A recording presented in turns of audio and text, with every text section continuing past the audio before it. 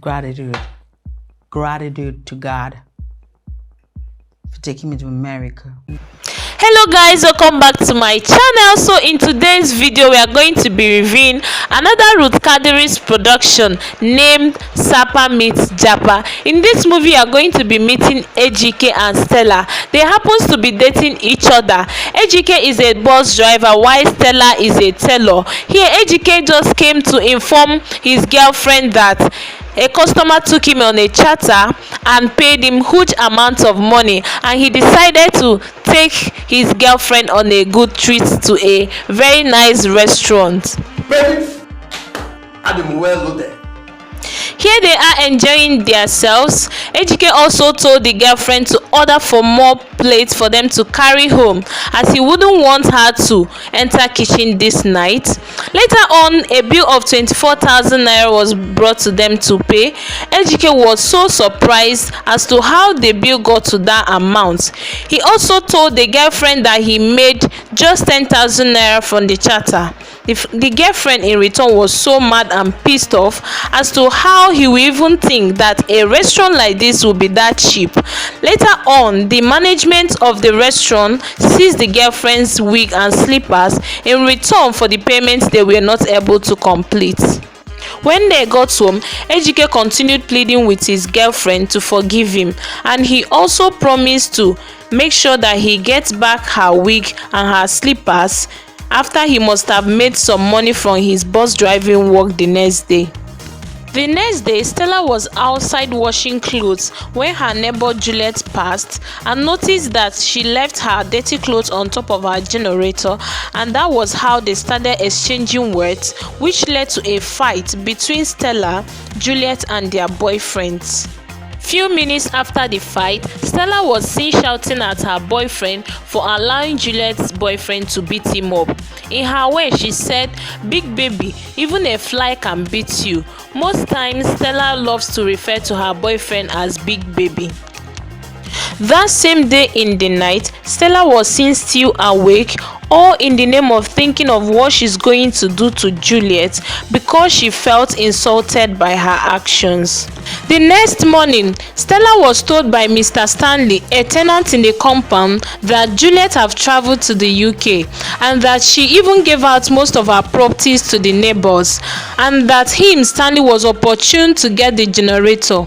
On hearing this, Stella was shocked, surprised and confused at the same time, that she had to rush into the room to wake Big Baby up, who is still sleeping at that time, telling him that Juliet have traveled to the UK.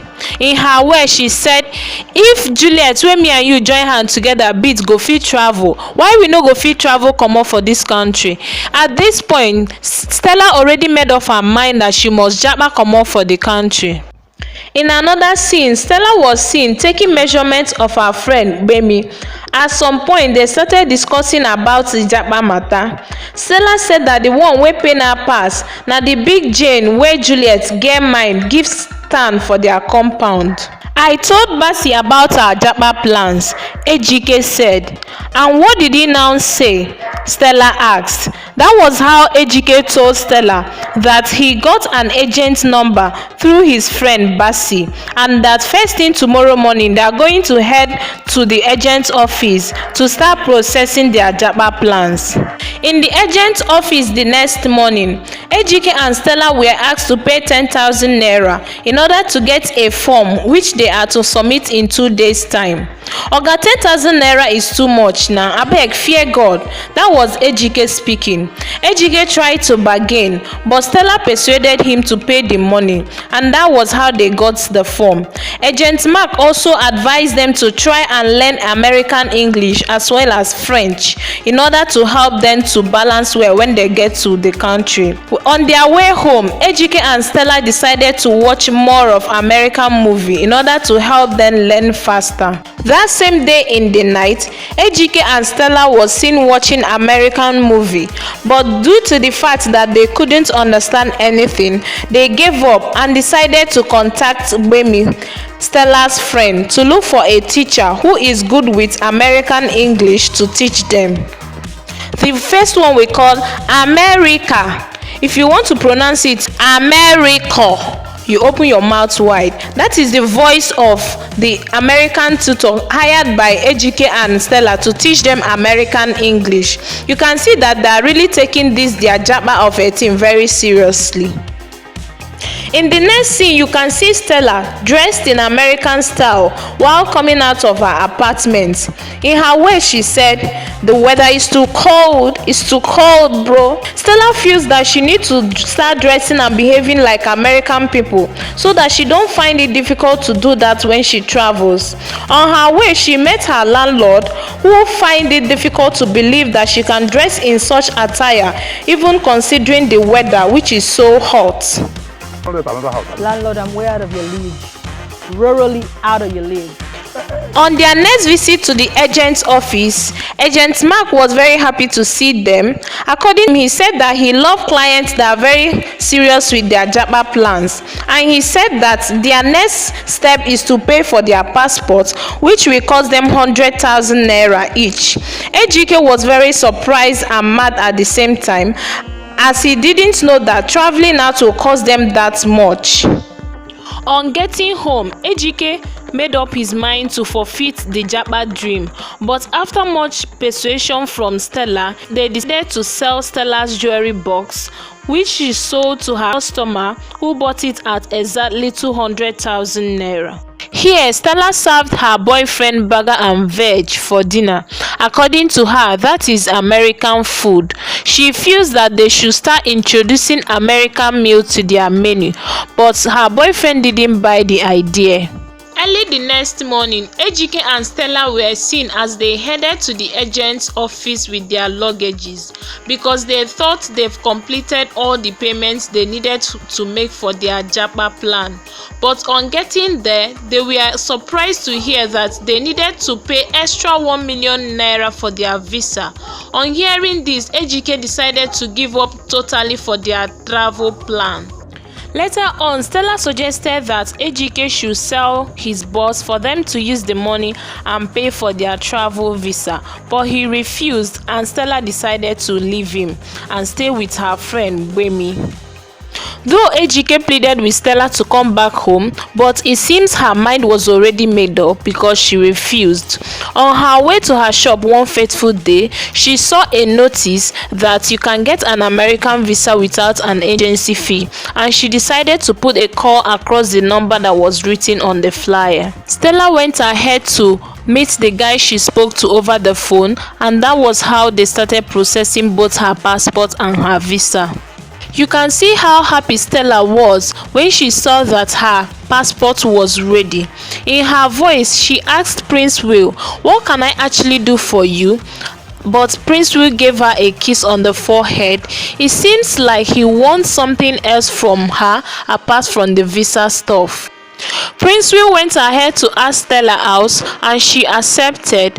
On getting home, her friend Bemi also indicated interest on the travel matter, which she decided to discuss with Prince Will, and he promised to provide both the passport and the travel visa as well. Later on, Wemi changed her mind towards traveling out because she got engaged. In her words, she said, "Why will I be traveling to America when I have a fine rich bobo here in Nigeria who can take care of my needs?" So, Stella will be the only one to travel to America in 3 days' time.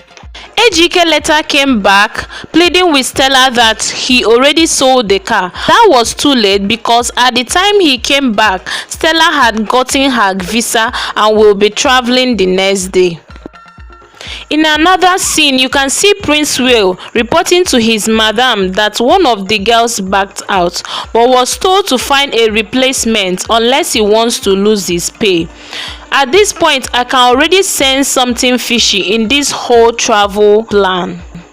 Here, Prince Will came to pick Stella in preparation for their travel in 3 days' time, according to Prince Will's madam.